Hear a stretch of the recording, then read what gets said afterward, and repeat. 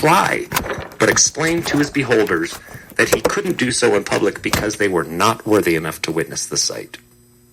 So too he declared regularly that he was having various visions of God. He revealed his messiahship early on to Isaac and a Moses, and later brother-in-law of Italian rabbi Kabbalist Joseph Urgas. Now, interesting, because the reason why I'm showing this to you, because doing these things, like pronouncing the Tetragrammaton, the name of God, was big-time bad stuff. Now, why is it okay for Judaism to do this? Because it's not Judaism. It's Talmudism.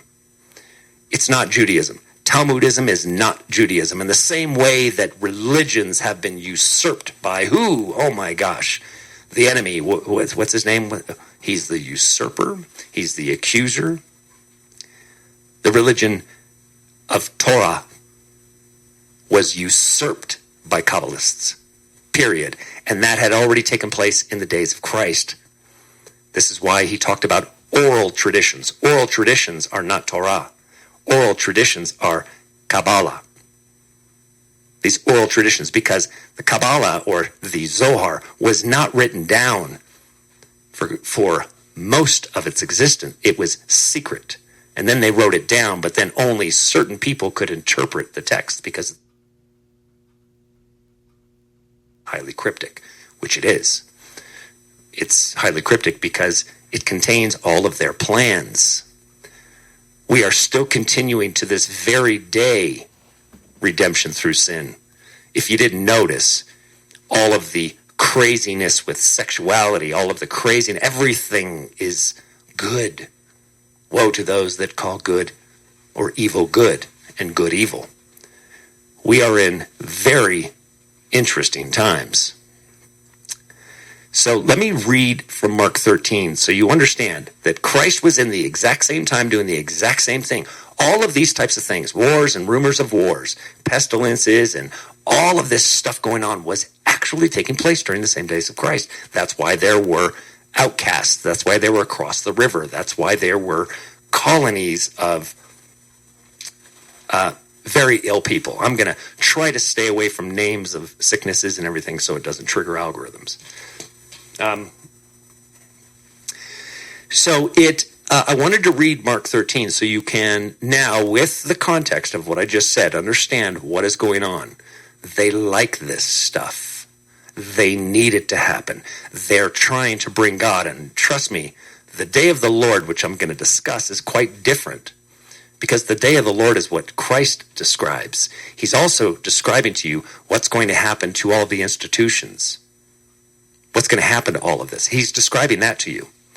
So let me just read this, and I'll give some commentary along the way. And as he came out of the temple, one of his disciples said to him, "Look, teacher, what wonderful stones and what wonderful buildings." And Jesus said to him, "Do you see these great buildings? There will not be left here one stone upon another that will not be thrown down." Well, the same applies today. So what he's giving there to you is not from the war, but something else. Because the war is coming and it's going to destroy. They'll destroy that temple, and they did. But see, Josephus said that it was wiped out, like it had never been there. It was just an empty field. So the Wailing Wall is a little bit of a mystery as to how that thing popped up. That's a whole other video. But signs of the end of the age, not end of ages. Keep that in mind. The end of the age. The end of the age is the world. It's the reset that has happened more than once. These resets, these social resets, are essentially a social reprogramming, a social restructuring, a altering of all historical matter, destruction of temples and things. All of this stuff gets changed so they can rebuild it with a new order. Now you understand where these resets come from. And to think that it can't take place, if you think that they can't accomplish such massive strategies, well, then you don't believe in the devil. You don't believe in Satan. You don't believe in the prince that runs this world. You don't believe in him. And if you don't believe in that guy, you certainly can't believe in Christ. So, and as he sat on Mount Olives opposite the temple, Peter and James and John and Andrew asked him privately, "Tell us, when will these things be? And what will be the sign when all these things are about to become accomplished?" And Jesus began to say to them, "See that no one leads you astray." Now, this is a very different definition, because I'm sure lots of Christians will say, "Don't listen to that guy, he'll lead you astray." Well, I can tell you right now, do you think all of the Christians that are scattered throughout the world in these churches and in Joel Osteen's church, do you think that they're prepared for what's going on when all they've been taught was how to prosper and make money, and that you're going to have all of this stuff, and this is all good? God wants you to have that. That's why it's the number of a man. The number of a man is how much money you have. You think Gil Bates, doing that to avoid the algorithm, you think Gil Bates is smart enough to help the world of this pandemic situation? No, it has nothing to do with that. They'll trust him because he has money, because if he has all that money, he must be smart. Many will come in my name, saying, "I am he. I am the Christ. I'm he." And they will lead many astray. But now, the interesting part about this, and many people have heard me, and I have to always go over this. He's speaking, here, let me go back. He's speaking differently. Many will come in my name. They'll come representing me, Jesus. And they'll say that I am he, I am the Christ. And they will lead many astray. Interesting that he's saying that. So you see how just that little twist of thought, and they will lead many astray. And when you hear of wars and rumors of wars, do not be alarmed. This must take place, but the end is not yet. So take comfort in that, because that's where we're at. For nation will rise against nation and kingdom against kingdom. Now that isn't necessarily just countries. A nation is a people, and a kingdom, if it's kingdom against kingdom, it's also spiritually, not just physically. There will be earthquakes in various places, and there will be famines. And again, this is also physical and spiritual.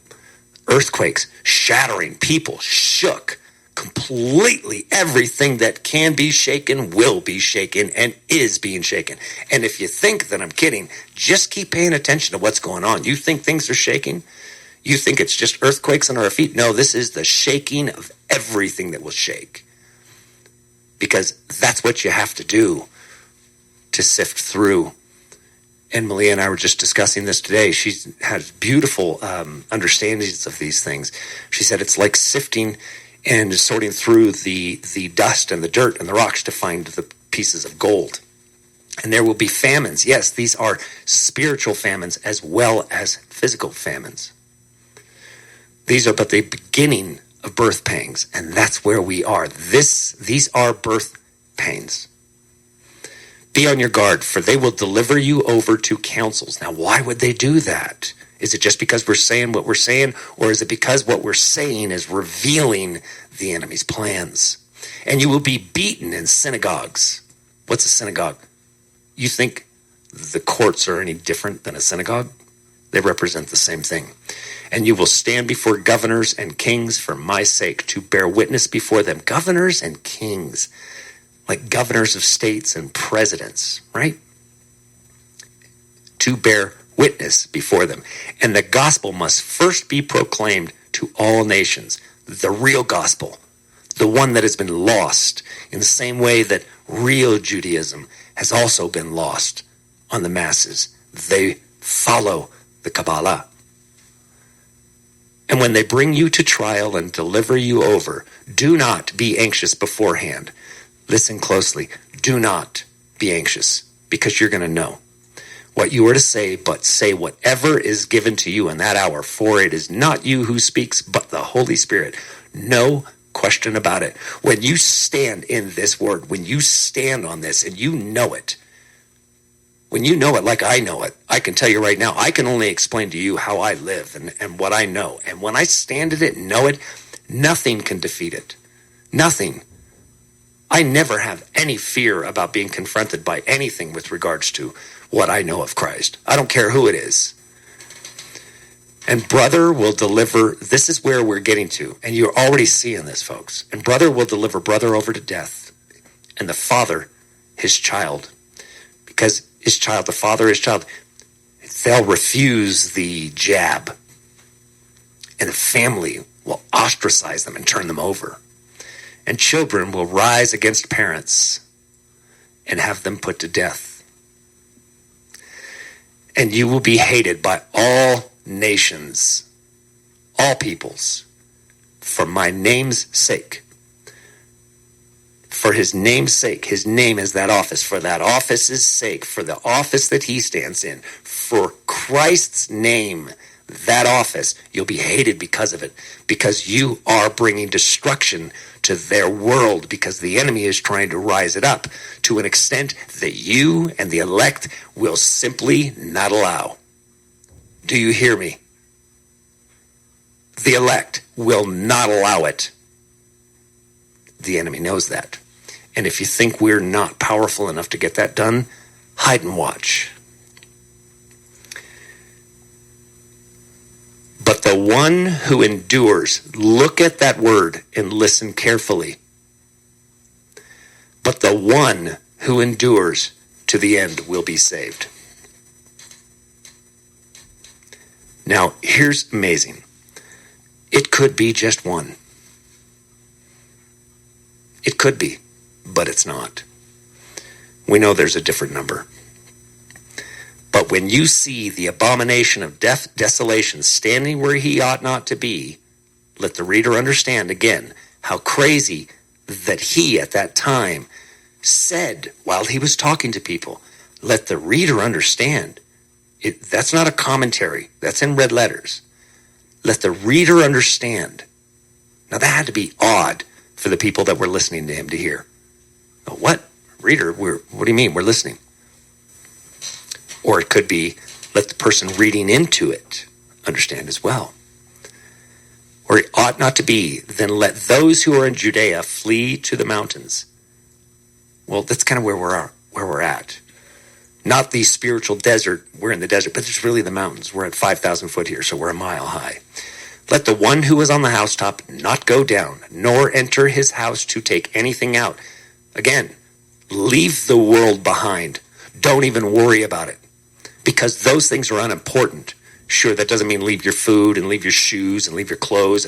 This is, spiritually speaking, leave it behind. Because you'll probably watch it be stripped of you. Remember, the plans for the future is you don't own anything. Nothing. Not even the house you own outright. Their plans are very diabolical. It's going to get harder, folks. Let the one who is on the housetop not go down or enter. Now remember that this abomination of desolation, standing where he ought not to be. Now what is that? Well, when somebody takes something that they forcefully give to you, either through mandates or through punitive measures, they force you into that. When they've taken that position against all inhabitants of the world, except for themselves, of course. Oh, they'll pretend. But when they are willing to make that happen within you, and that actually alters and changes your DNA, well, that's the temple, right? The temple is you. You're the temple. That DNA is the temple. When they're standing in that temple, they ought not be there. It's not their place. That's the Father's house. When they're standing in that place, they ought not to be. Know that time is near. Let the one who is on the housetop not go down, nor go into his house take anything out. Let the one who is in the field not turn back and take his cloak. And alas, for the women who are pregnant and for those who are nursing infants in those days, pray that it may not be and happen in the winter, because there will be fleeing. There will be people leaving cities. You think Escape from New York and Escape from LA were movies back in the 80s and was it 80s for no reason at all. There will be that time. For in those days there will be such tribulation as has not been from the beginning of the creation that God created until now. Now, when he's talking about what God created until now, is that the Father?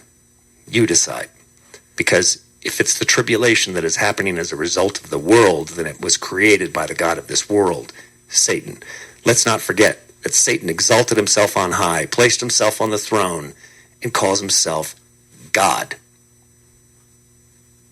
He doesn't do all of these manipulative works in the Bible calling himself Satan. That wouldn't make any sense. How could he deceive you doing such a thing?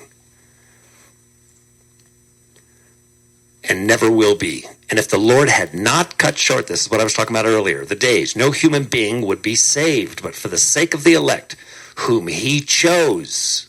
Like I said, if you're here today, then you're intended to be here. It was an invitation. Some of it was voluntary. He shortened the days. And then if anyone says to you, look, here is the Christ, or look, there he is, do not believe it. That goes back to what I said. Many people will come in my name saying that I am he. And they'll point to this guy and say, he's returned. They don't understand. It's a body, a large body made up of us, all of us, Christ in us. Christ is, even he said that the coming of the kingdom cannot be witnessed physically. You have to understand this. For false Christs and false prophets will arise and perform signs and wonders and lead astray, if possible, the elect. Be on guard. I told you all things beforehand. The reason. Now let's go back to the false Christs and false prophets. Who are they? False Christs, false prophets. I don't know. Find one of these mega churches out there with pastors with Gulfstreams, $50 million, $60 million jets. For what? Oh, to spread the gospel. It's that important. I can talk to the whole world without a jet. And false prophets are those that would be trying to convince you of man's ability to redeem this and redeem us. If you're putting your faith in a politician, if you're putting your faith in a man, if you're putting your faith in a nation, if you're putting your faith in patriotism, if you're putting your faith in a dollar, if you're putting your faith in a banking system, if you're putting your faith in any institution or anything of this planet at all, in any way whatsoever, then you are following the false Christs and the false prophets. They've got nothing to do with Christ.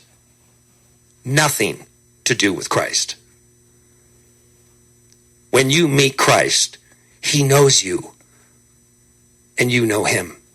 And this is why he won't be able to say to you, I never knew you.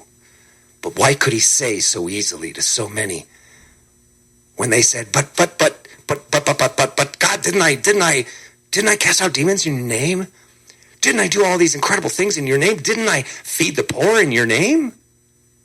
I never knew you. I never knew you. What a terrifying thing. And how does that take place?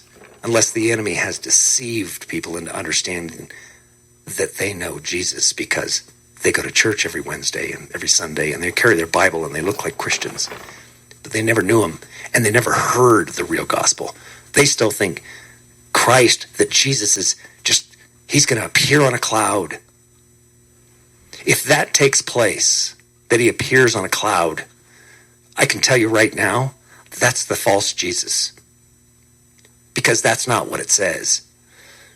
The words really mean in the Spirit. He will appear in the Spirit. That's how they retranslated that word into clouds.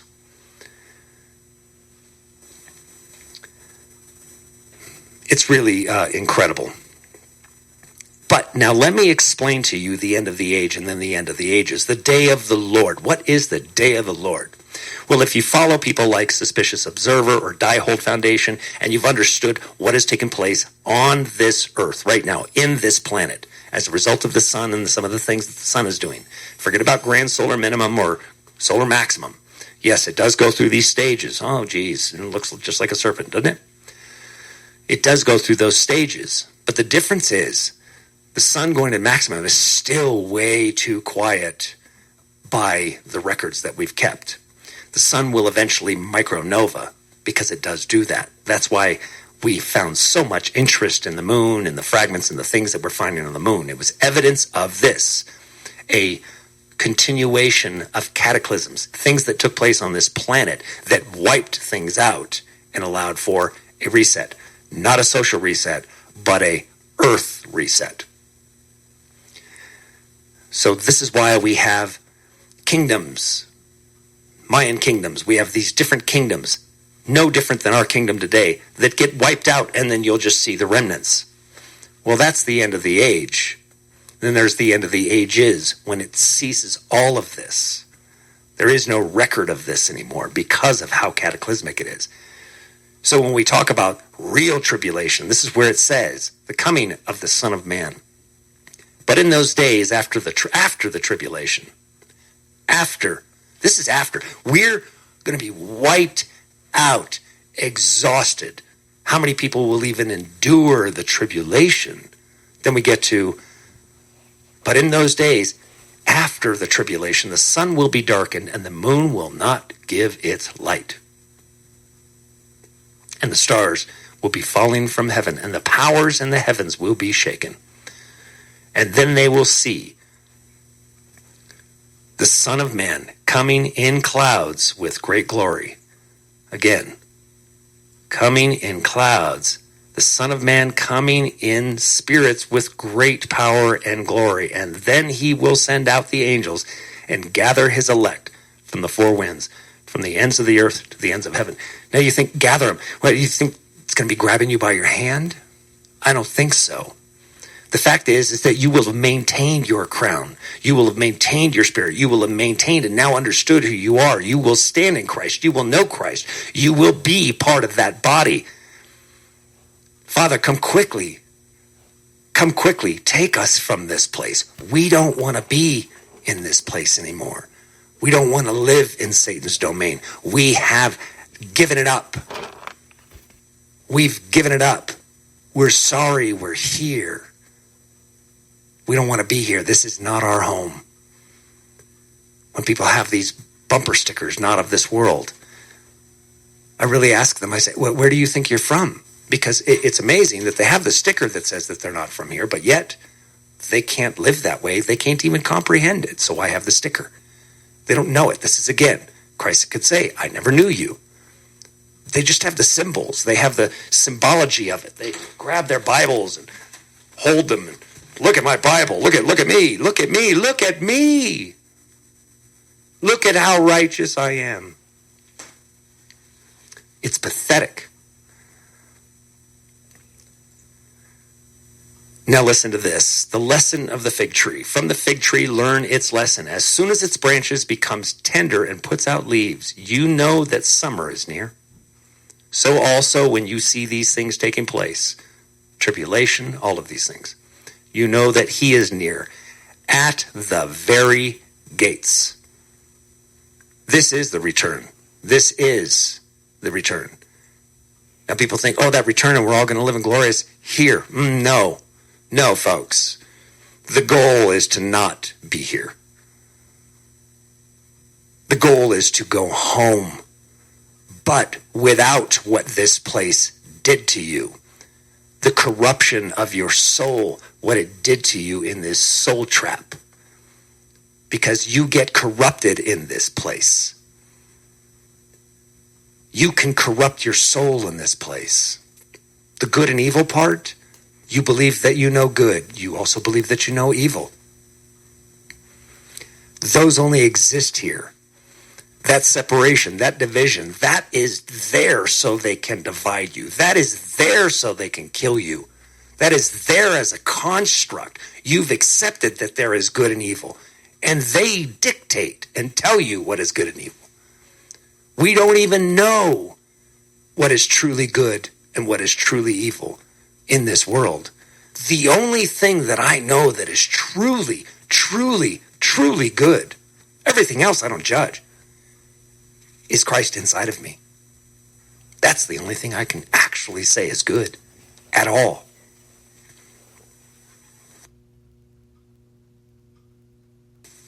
Excuse me. Truly I say to you, This generation will not pass away until all these things take place. They will happen. These things I'm telling you will happen. They're gonna. Even if they're the ones that included this and wrote it, they're showing you. This is where somebody would say, oh, well, the Jesuits wrote this. Well, they're the ones controlling things. Again, operatives for what is taking place spiritually. They know it's going to take place.